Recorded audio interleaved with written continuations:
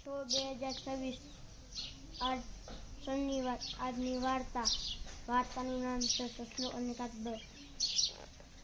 એક સિંહ હતો। સિંહ બધા પ્રાણીઓને ખાતો હતો। એક દિવસ બધા પ્રાણીઓ ભેગા થઈને કહ્યું કે આપણે સિંહ પાસે જઈએ ને કહીએ કે અમે રોજ એકુકા પ્રાણીઓને મૂકશી।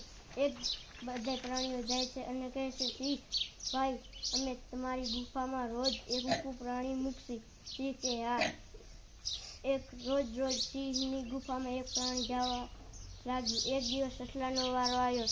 સસલો મોડો જાય છે અને સિંહ કહે છે કે આટલો બધો મોડો કેમ આવ્યો? મને ભૂખ લાગે છે, તને ખબર નથી? તે કહ્યું કે એક બીજો સિંહ મને રસ્તામાં રોકી રાખ્યો હતો।